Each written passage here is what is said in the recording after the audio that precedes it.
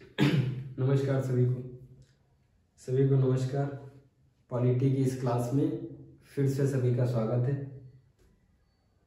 इससे पहले वाली क्लास में हमने राष्ट्रपति की विधायी शक्ति देखी थी। राष्ट्रपति की विधायी शक्ति में हमने राष्ट्रपति के राज्य विधेयक पे शक्तियां क्या क्या लागू होती है देखा था। आज देखेंगे वित्तीय शक्ति, न्यायिक शक्तियां, सैन्य शक्तियां और आपातकालीन शक्तियां। ठीक है, फटाफट रेडी हो जाओ, कलम पेंसिल कॉपी उठा लो। फिर राष्ट्रपति की विधायी शक्ति कंप्लीट हो गया। जितना पढ़ा रहे इतना इनफ है, बहुत डिटेल में पढ़ा रहे। एम लक्ष्मीकांत तो पूरी है ही, इसमें हमारे नोट्स भी हैं।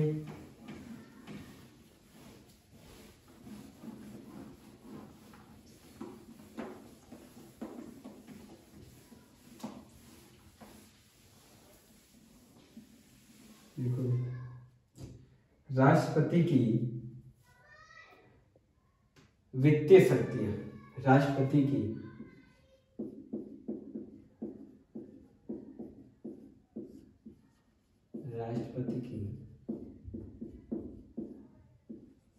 वित्तीय शक्तियां। वित्तीय मतलब पैसा वाली पैसा वाली क्या क्या शक्ति। सबसे पहले लिखना धन विधेयक। जो धन विधेयक होता है, मैंने बताया ना, विधेयक मतलब लिख के अभी कागज पे आया। जब राष्ट्रपति के साइन हो जाएंगे तब वो बनेगा अधिनियम कानून। धन विधेयक राष्ट्रपति की पूर्व अनुमति से ही संसद में प्रस्तुत किया जा सकता है। Most important. देखो, इससे पहले हम आपको एग्जाम्पल के तहत बताने। धन विधेयक कोई मंत्री, जैसे वित्त मंत्री राष्ट्रपति के घर जाती है धन विधेयक को लेकर, एक कागज लेकर जाती है। किसके पास? राष्ट्रपति के पास जाती है। उनसे कहते हैं हम धन विधेयक ला रहे हैं, ये धन विधेयक है, कागज पे आप पढ़ लीजिए। पूछती हैं हम धन विधेयक लाएं, राष्ट्रपति से पूछती हैं क्या हम धन विधेयक सब ले आए। तो राष्ट्रपति उस कागज को पढ़ते हैं और वित्त मंत्री से कहते हैं कि हाँ, आप जो है संसद में ये धन विधेयक लाइए, तभी धन विधेयक आता है। पहले राष्ट्रपति से पूछना पड़ता है धन विधेयक लाने से। धन विधेयक लाने से पहले राष्ट्रपति से पूछना पड़ता है, यही बात है। देखो, धन विधेयक लाने से पहले राष्ट्रपति की पूर्वानुमति अनिवार्य है।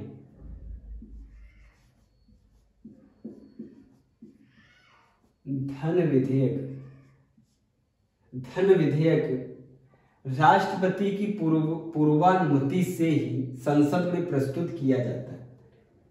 धन विधेयक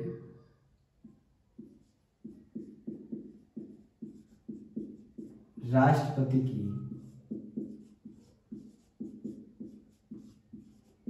भाई पूर्वानुमति तो समझ में आया। इससे पहले बताया पूर्वानुमति कोई चीज करने से पहले अनुमति लेना। जैसे जब हम लोग छोटे थे तब पेंसिल लेनी होती थी, तो पापा से या मम्मी से पूछते थे, नहीं पूछते थे कि पापा पेंसिल खत्म हो गई तो क्या दुकान से ले आए। फिर पापा कई बार कहते थे नहीं, उसी को, जो छोटी वाली बची उसी को काट के चलो। वो क्या हुआ, अनुमति नहीं दिया। और कई बार क्या कहते थे, हाँ ले आओ। वही तो है धन विधेयक राष्ट्रपति की पूर्व अनुमति से ही संसद में राष्ट्रपति की पूर्वानुमति लाने से पहले ही कागज दिखाते हैं उनको। लाने से पहले वो खाका कागज का दिखाते राष्ट्रपति को, भाई देखो क्या हम ले आए। तो वो कहता हाँ ले आओ। धन विधेयक राष्ट्रपति की पूर्वानुमति से ही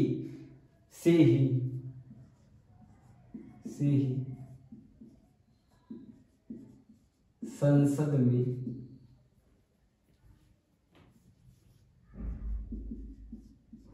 प्रस्तुत किया जा सकता है। कितनी छोटी सी बात है। And this point is most important for your exam. जितने भी एग्जाम होते हैं भाई, इधर से तो क्वेश्चन फंस ही जाता है। धन विधेयक से पूछ लेता है कौन से विधेयक को लाने से पहले राष्ट्रपति की पूर्वानुमति की आवश्यकता होती, वो धन विधेयक है। आया इतना समझ में? अनुदान की कोई भी मांग, अनुदान समझते हो भाई? हमसे कोई दान मांगने आए, घर के बाहर दान मांगने आते, तो हम क्या अपने मन से दान दे सकते? नहीं, पहले मम्मी या पापा से पूछना पड़ता है कि बाहर कोई भिखारी आया है, समझना, बाहर कोई दान लेने आया है तो क्या उसको चावल या गेहूं दे दे? जब वो कहते हैं हाँ दे दो, तभी दे सकते। अगर उन्होंने कहा नहीं देंगे, नहीं देना है, तो नहीं दे सकते। वही स्थिति इसमें। अनुदान की कोई भी मांग, अनुदान कौन मांगता है? राज्य अनुदान मांगते, राज्य अनुदान मांगते। भाई बाढ़ आ गई, कोई क्राइसिस हो गया लंबा, तो अनुदान पैसा मांगते। किससे? केंद्र से ही तो मांगेंगे भाई। अनुदान की कोई भी मांग उसकी सिफारिश के बिना नहीं की जा सकती। उसकी मतलब राष्ट्रपति। अनुदान की कोई भी मांग,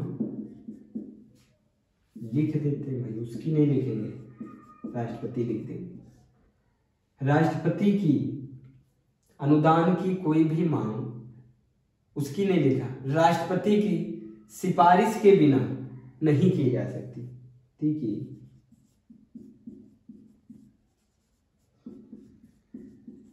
सिफारिश के बिना नहीं की जा सकती है। अगर किसी को दान देना है, अगर किसको मोदी जी को किसी को दान देना है, तो किससे अनुमति लेंगे? औपचारिकता है। हम लोग तो सब समझते ना राष्ट्रपति की कितनी शक्ति है। कुछ विवेकीय शक्ति है राष्ट्रपति की, आगे बताएंगे। विवेकीय शक्ति जो अपने मन से वो करता है, किसी का फोर्स नहीं होता उस पर। इन सब पे तो प्रधानमंत्री का ही चलता है। ये सिर्फ जो बता रहे हैं ये वो करता है, लेकिन किसकी सलाह पे? प्रधानमंत्री की सलाह पे, स्वतंत्र नहीं करता। यहां तक आया समझ में? अनुदान की कोई भी मांग राष्ट्रपति की सिफारिश के बिना नहीं की जा सकती। Most important this point. फिर देखो, वह केंद्र व राज्य के मध्य, ये समझ नहीं पाओगे, हमको पहले समझाना पड़ेगा। देखो, ये है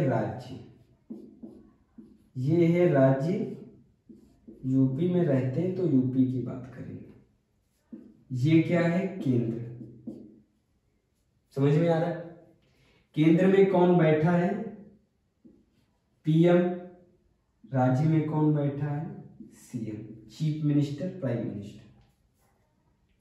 केंद्र में नरेंद्र दास दामोदर दास मोदी और यूपी के सीएम योगी।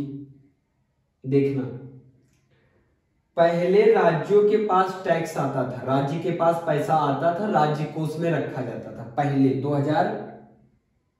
2014 के पहले, 2016 के पहले भाई कोई वैट होता था, कोई कई प्रकार के, तब जीएसटी नहीं चलता था। जीएसटी से पहले की बात, जीएसटी से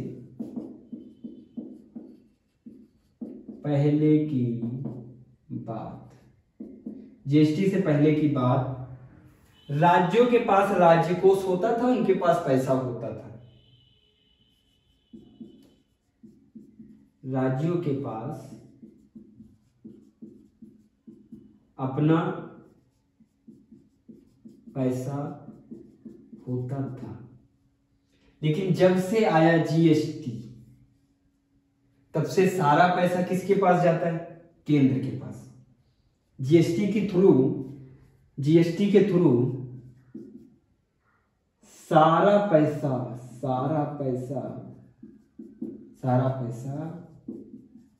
केंद्र के पास जाता है।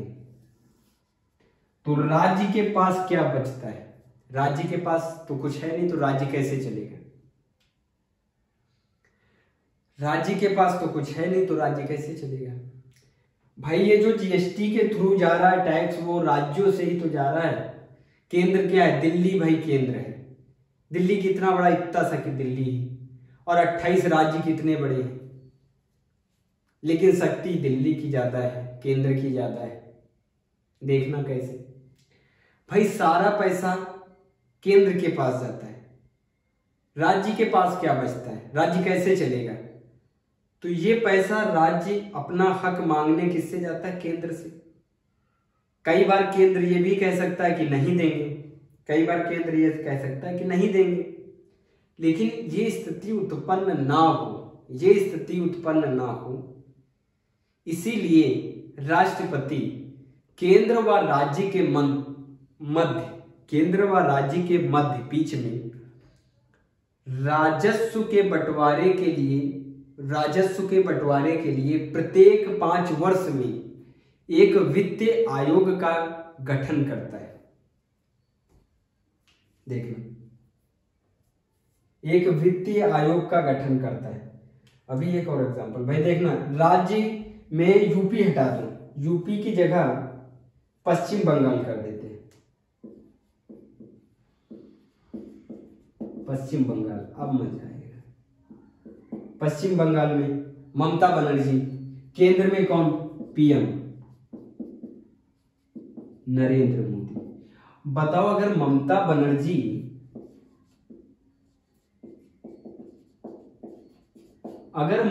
बनर्जी नरेंद्र मोदी से पैसा मांगे तो क्या नरेंद्र मोदी अपोजिशन वाले हैं, अपोजिट पार्टी वाले हैं, तो क्या ये पैसा देंगे? नहीं देंगे। फिर दोनों में झगड़ा हो जाएगा, किसके बीच में? ममता बनर्जी और नरेंद्र मोदी के बीच में। ये झगड़ा ना हो इसीलिए राष्ट्रपति क्या बनाता है? हर 5 साल में राजस्व के मध्य बंटवारा है, केंद्र और राज्य के मध्य राजस्व के बंटवारे के लिए प्रत्येक 5 वर्ष में एक वित्तीय आयोग फाइनेंस कमीशन का गठन करता है। अब आ रहा समझ में? बीच में क्या बना देंगे? ना ममता बनर्जी को नरेंद्र मोदी से मांगने की जरूरत नहीं। बीच में क्या बना दिया? बीच में बना के दिया वित्तीय आयोग। इसको कहते हैं फाइनेंस कमीशन। अब बताओ, राज्य किससे पैसा मांगेगा? डायरेक्ट मोदी जी से मांगेगा? नहीं। किससे मांगेगा? फाइनेंस कमीशन से। यही तो बात कह रहे हैं, राजस्व का पैसा किससे मांगेगा? फाइनेंस कमीशन से। आया है समझ में? अब देखो, यही बात लिख देते।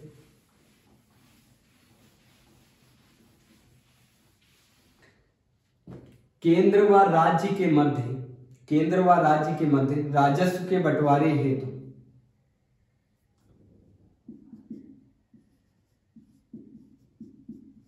केंद्र व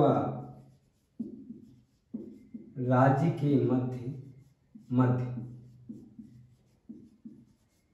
राजस्व के बंटवारे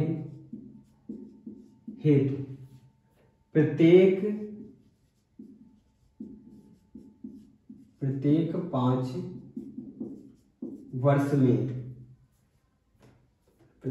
वर्ष में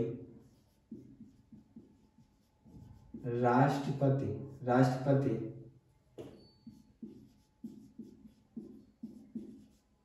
वित्त आयोग।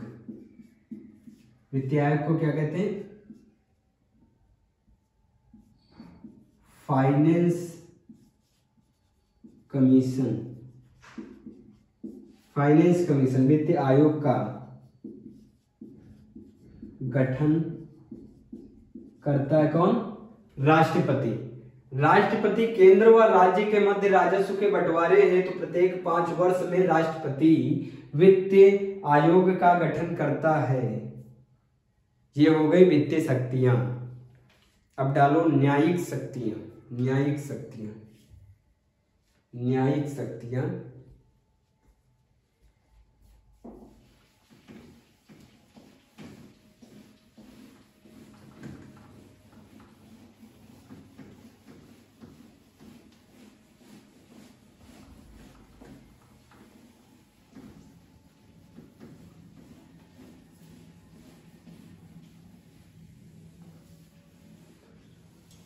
वित्तीय शक्तियां हो गई भाई। न्यायिक शक्तियां देख लेते हैं। किसकी शक्तियां हैं? राष्ट्रपति की। राष्ट्रपति की न्यायिक शक्तियां। न्यायिक शक्ति में पहले देखेंगे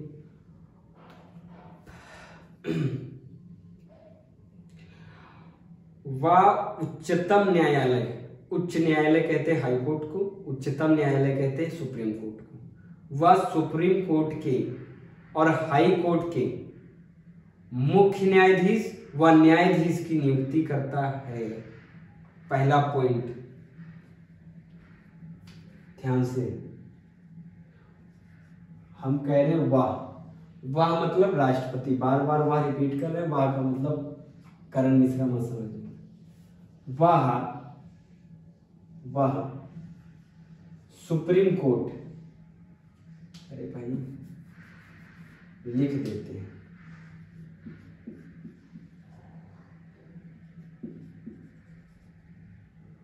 वह सुप्रीम कोर्ट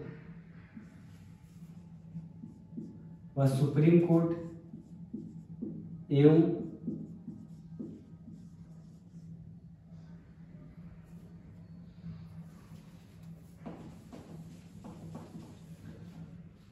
सुप्रीम कोर्ट के चीफ जस्टिस, मुख्य न्यायाधीश,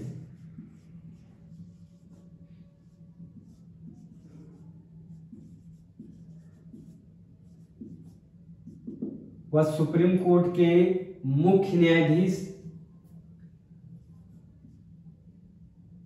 एवं सुप्रीम कोर्ट के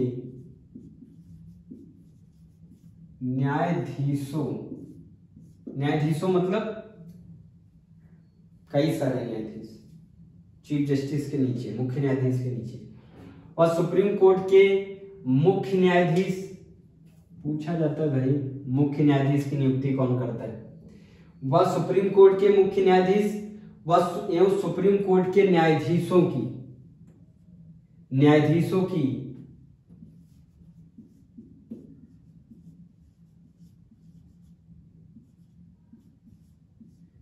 नियुक्ति करता है। यहां तक आई बात समझिए। दूसरा पॉइंट, हाई कोर्ट के मुख्य न्यायाधीश एवं न्यायाधीशों की नियुक्ति करता है।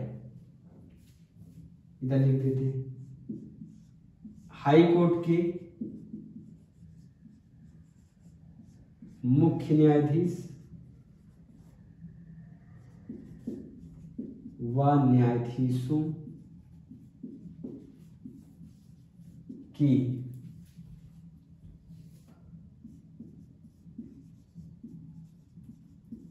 नियुक्ति करता है।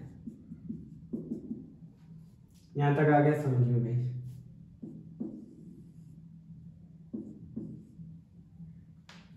अब देखना दूसरा पॉइंट, वह सुप्रीम कोर्ट के न्यायाधीशों से सलाह ले सकता है। कोई न्यायिक सलाह, कोई जस्टिस की सलाह सुप्रीम कोर्ट के न्यायाधीश से ले सकता है, लेकिन वह न्यायाधीश की सलाह को मानने को बाध्य नहीं होता है। मोस्ट इंपॉर्टेंट, वह सुप्रीम कोर्ट के न्यायाधीशों की सलाह ले सकता है, लेकिन वह उस सलाह को मानने के लिए बाध्य नहीं होता। वह मतलब राष्ट्रपति, वह सुप्रीम कोर्ट के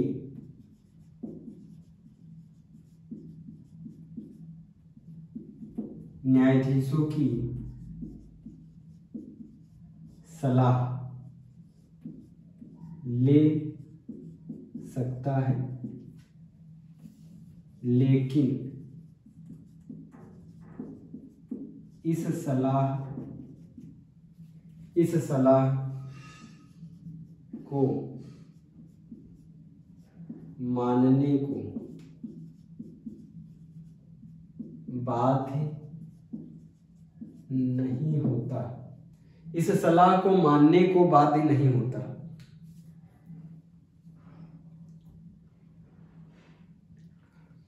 और भी कई जो दोषी करार हो जाते हैं हाई कोर्ट से, सुप्रीम कोर्ट से, उनकी सजाओं को कम कर देता है। फांसी की सजा को एकमात्र राष्ट्रपति ही रोक सकता है।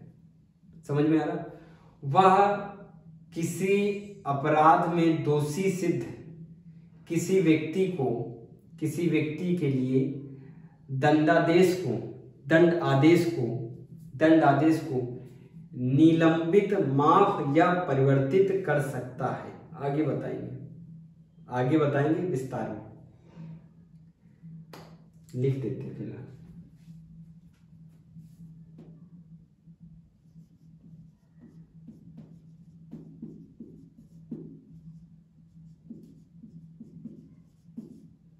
वह किसी अपराधी को माफ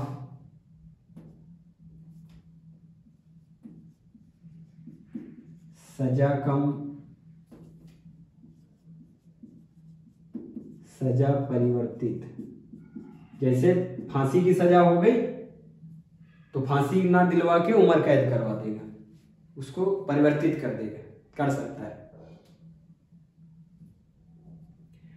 प्राण दंड मतलब फांसी को स्थगित करवा सकता है, माफ कर सकता है। आगे बताएंगे, डिटेल में बताएंगे, अभी इतना ही नोट कर लो। सैन्य शक्तियां, ये काफी लंबा है ना, कि सजा को कैसे माफ करते हैं, उसके क्या क्या पॉइंट्स होते हैं, सब आगे बताएंगे। अभी इतना ही देखो, वह किसी अपराधी को माफ कर सकता है, सजा कम कर सकता है। भाई देखो कितना पावर है इसमें। अब लिख लो सैन्य शक्तियां।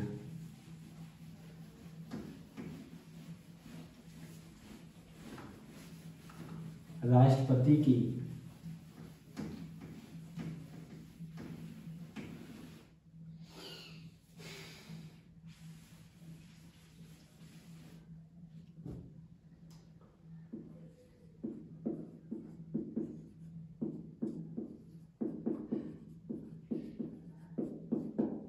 सबसे पहले थल सेना, वायु सेना, जल सेना का प्रमुख होता है। सैन्य शक्ति में वह भारत के तीनों बलों का सर्वोच्च सेनापति होता है। तीनों बलों का, थल, जल और वायु सेना।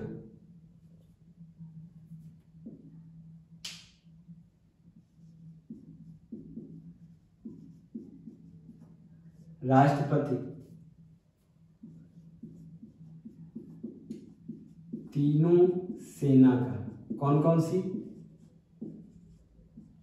थल, जल, वायु, तीनों सेना का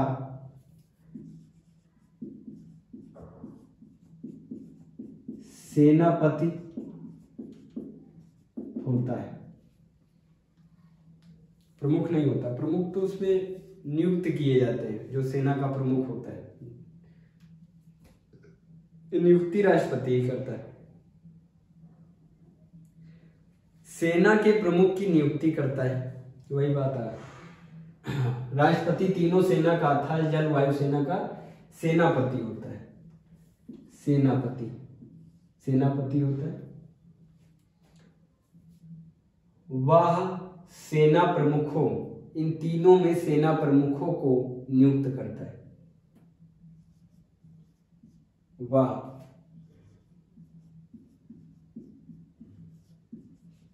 सेना प्रमुख की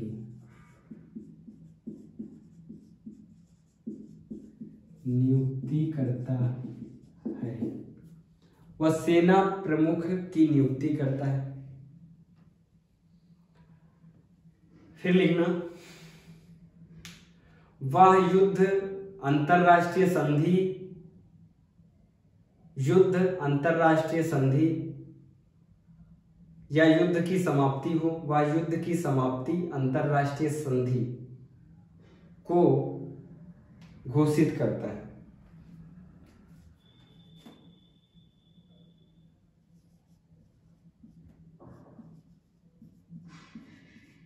वह किसी युद्ध या युद्ध की समाप्ति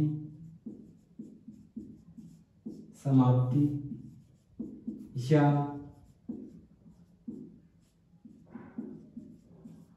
अंतरराष्ट्रीय, इंटरनेशनल ट्रीटी, अंतरराष्ट्रीय संधि को क्या कहते हैं? इंटरनेशनल। अरे वही यार, समझौता, बड़े स्तर पे, अंतरराष्ट्रीय स्तर पे समझौता। इंडिया और पाकिस्तान में बड़ी झड़प चल रही है, अगर युद्ध होना है तो किसके साइन से युद्ध होगा? राष्ट्रपति से, राष्ट्रपति के साइन से। समाप्त किसके कहने पे होगा? राष्ट्रपति के कहने पे। लेकिन पीछे से कौन बताता है ये बोलने को? प्रधानमंत्री, और उसकी काउंसिल ऑफ मिनिस्टर, कैबिनेट कहती है। हम जितनी भी ये शक्तियां देख रहे हैं सब ढकोसला है। पीछे से पूरा कंट्रोल कौन करता है? पीएम एंड उसकी काउंसिल ऑफ मिनिस्टर। समझ में आ रहा है? आपातकाल, आपातकालीन शक्तियां, आपातकालीन शक्तियां देखो, आपातकालीन शक्ति अलग से आर्टिकल नंबर 352, 356, 360, ये अलग से एक चैप्टर ही है आपातकाल का, वो अलग से बताएंगे। लेकिन ये आपातकाल लगाता कौन है? राष्ट्रपति लगाता है। समझ में आ रहा है? आपातकाल शक्तियां डालो, आपातकालीन शक्तियां। राष्ट्रपति निम्नलिखित 3 परिस्थितियों में आपातकाल लगा सकता है, लेकिन पीएम के मंत्रिमंडल के कहने और सलाह देने पर।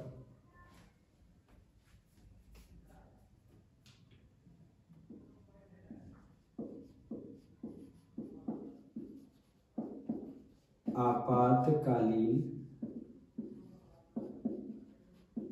शक्तियां किसकी? राष्ट्रपति की। राष्ट्रपति निम्नलिखित 3 परिस्थितियों में आपातकाल लगा सकता है। तीनों स्थिति देखेंगे कौन कौन सी।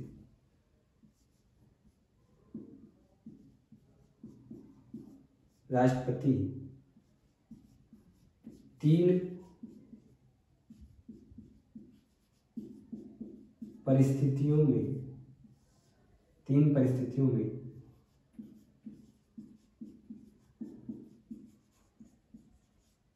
आपातकाल लगा सकता है। 3 परिस्थितियों में आपातकाल राष्ट्रपति लगा सकता है, लेकिन पीएम की मंत्रिमंडल के कहने व सलाह देने पे। लेकिन पीएम और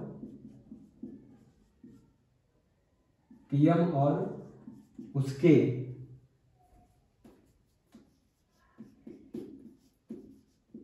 मंत्रिमंडल के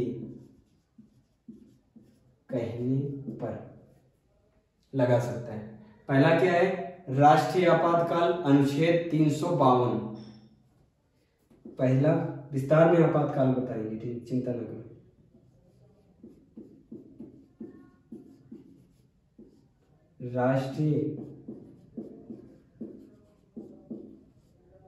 राष्ट्रीय आपातकाल आर्टिकल नंबर, अनुच्छेद नंबर 352 के तहत राष्ट्रीय आपातकाल लगता है। 356 के तहत राष्ट्रपति शासन लगता है, जब राज्यों में गड़बड़ी हो जाए, राज्य में कुछ गड़बड़ हो।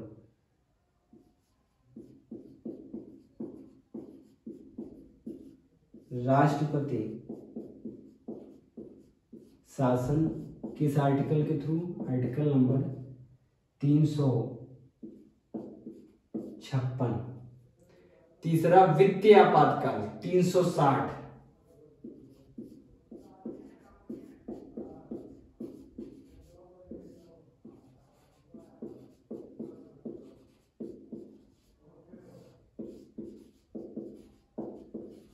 आर्टिकल नंबर 360 के थ्रू। आया सबको समझ में? ये हो गया आज तक की क्लास में। नोट डाउन करो फटाफट, नोट डाउन कर लो भाई।